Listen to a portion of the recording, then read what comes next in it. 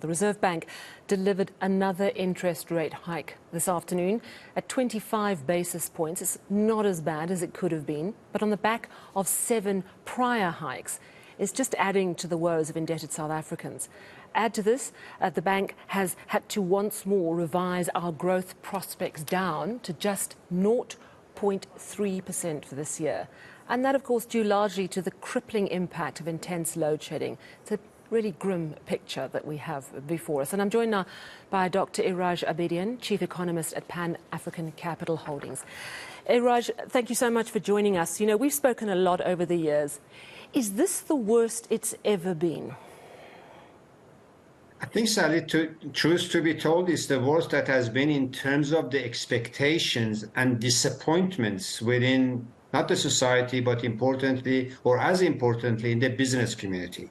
There is a sense of frustration, exasperation, and hopelessness of the ineptitude and lack of commitment by the government to do the right thing instead of talking and changing and chopping. And that is devastating for anybody who wants to make business plans, investments, or otherwise. Look, we've got our problems at home, load shedding, which we'll chat about, but there's also a global context. I'm wondering, was this interest rate hike really necessary when we are seeing economic pressures ease in other parts of the world? I think economic pressures are easing in some areas and not easing in other areas, particularly with respect to the cost of food, which is an important element of inflation globally. And to some extent, the cost of logistics, still elevated, still high, and very, very uncertain. It's the element of uncertainty in the global geopolitical situation with respect to what's happening in terms of the war between Russia and Ukraine, in terms of what's happening in Southeast Asia, particularly China, Taiwan, United States. These are almost type of known unknowns that at any point in time they can disrupt and cause huge logistical disruptions to the supply chains. As we speak, Sally, after 3 years of COVID, we still have many areas of electronic supplies disrupted globally. Prices are elevated. The price of containers and shipping, diesel and fuel more generally, not only uncertain, but also elevated. So those are the unknowns. Generally is coming down, but not in a very uniform and predictable manner. So do you think the Reserve Bank made the right decision this afternoon? Look, this is the worst of situations for any Reserve Bank, the Monetary Policy Committee, because the economy is stuck for a structural and really hammered by structural government engineer type of policies. At the same time, global inflation is a real factor, both in OECD and in other parts of the country, and very importantly, our own domestic economy. Inflation is 6.9%, coming down ever so slowly, but in some areas remains elevated, and there is a pent-up pressure for cost increases across the board, including wage increases. And the Reserve Bank has to do something because that's its mandate. It's a very uncomfortable, unpleasant, but the alternative would become more unpleasant. In other words, if the Reserve Bank didn't do anything and didn't manage expectations in terms of inflationary expectations, then we could end up in a situation that inflation keeps rising. And bear in mind that one of the contributing factors in that rising inflation is not only Eskom's 18.6% price increase from April, but also our exchange rate is under pressure. And that means imported inflation. So the Reserve Bank is in a very, very uncomfortable space. They've minimized the damage by raising interest rates only by 25 basis points. And I think that is the right thing to do. We also heard this afternoon of another downward revision on our growth prospects. We're now down to 0.3%. Now, we've heard of the term jobless growth, which basically sees an economy grow, but the jobs are not being created. But with almost no growth, let's face it, does that really nix any prospects of new jobs, or could we see some sort of jobs revival? Sally, again, the reality is that because of Eskom and nothing else, or because of energy availability or lack thereof, we have growth, whether it's 0.5% or 0.3%, which is really embarrassing. for the Minister of Finance and for the cabinet, and they should take full responsibility for it. We have not only jobless growth, we have job-shedding growth. As we speak, many small and medium enterprises, as well as relatively large enterprises, are downscaling, not because of anything else other than unavailability of energy. And that is a very serious issue. And I don't know how many times we have to discuss this before the cabinet becomes really more professional, gets out of the way, and get this issue sorted out on a credible basis, as opposed to playing this game of trust us, we're doing our best.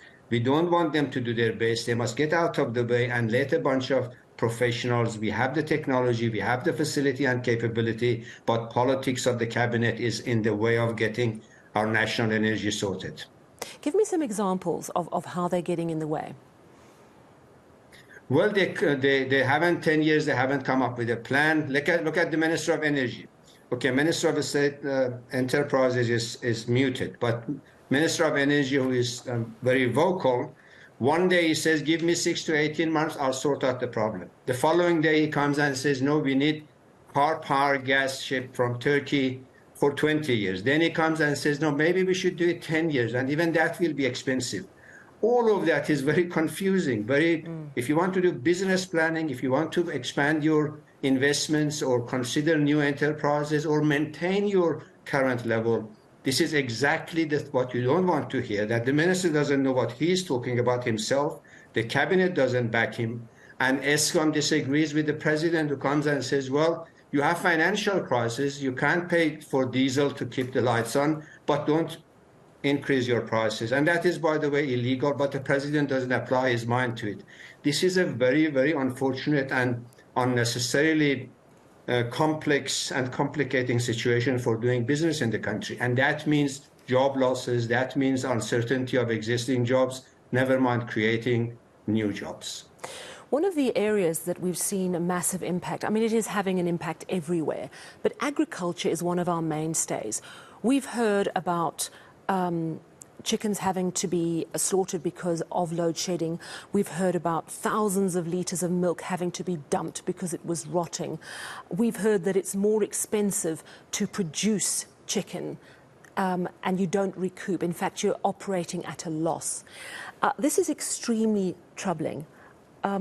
Should government, in your view, perhaps be playing a role in supporting those industries? You're saying government needs to kind of get out of the way, but what about industries that are ailing, that need help and support? Shouldn't government be stepping in, giving subsidies, for example? Look, subsidy is not going to make electricity available. No matter how much money you give to the chicken factory or company, they are not going to keep the lights to stop the chickens rotting. No matter how much money you can give to let's say, an agriculture exporter who needs uninterrupted energy to keep fruits in a particular temperature in a container, money is not the issue, not the only problem. The issue is availability of infrastructure. And our hospitals, as we speak, people are suffering, and some people, quite frankly, dying. Our mortuaries cannot keep bodies. Our judges cannot do their business, and so it goes. So I think it's a very serious point that the economy has reached, unfortunately. It's a point that you and I have talked about. Hundreds of other experts, better qualified than myself, have said it over the past 10 years. And somehow the cabinet and the policymakers, and these are mostly politicians, ministers and their networks, do not want to be confused by facts. They do not want to listen to science. They do not want to do what needs to be done, and everybody knows what needs to be done, and yet they don't do it.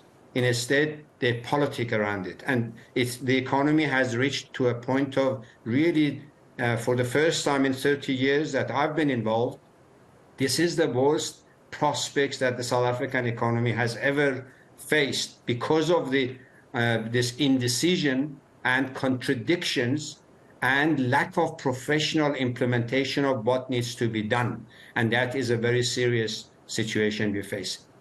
2 weeks exactly, we'll be sitting, listening to the President's State of the Nation address on February the 9th, Thursday, February the 9th. We do not, as a nation, want or need more. We are dealing with the energy crisis. We are extremely worried. We are all working hard to try and resolve the problem.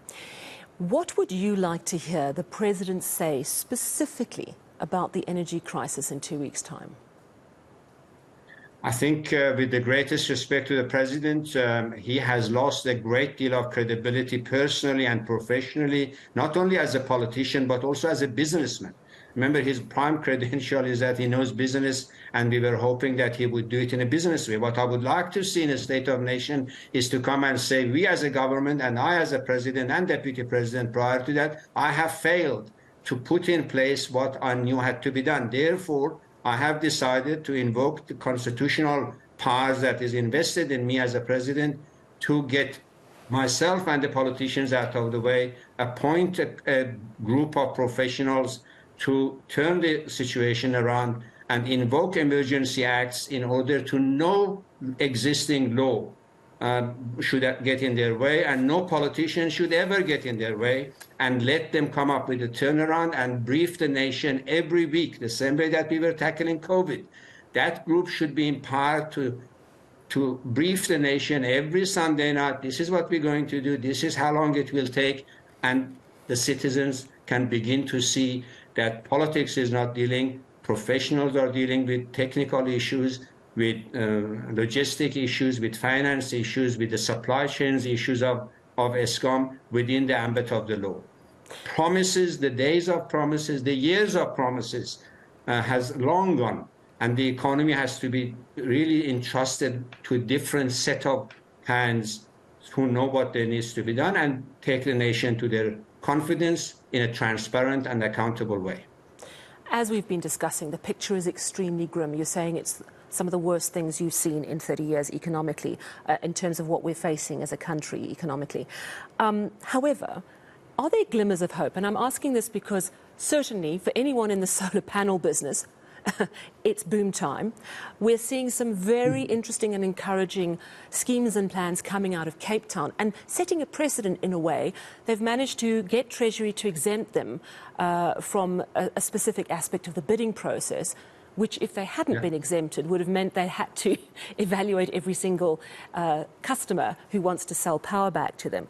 Do you see glimmers of hope in aspects like that? Absolutely. It's not all doom and gloom.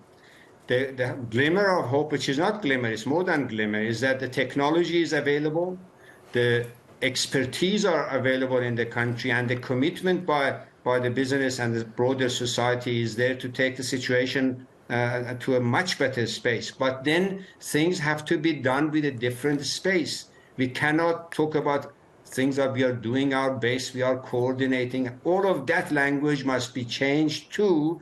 By tomorrow, we will issue this presidential, and all the businesses who want to generate, they can generate and put it back into the grid, and nobody gets in the way. Municipalities who want to do it, hospitals, whoever. Technology is there, Sally. That's the tragic part of it, is that we don't have to be here.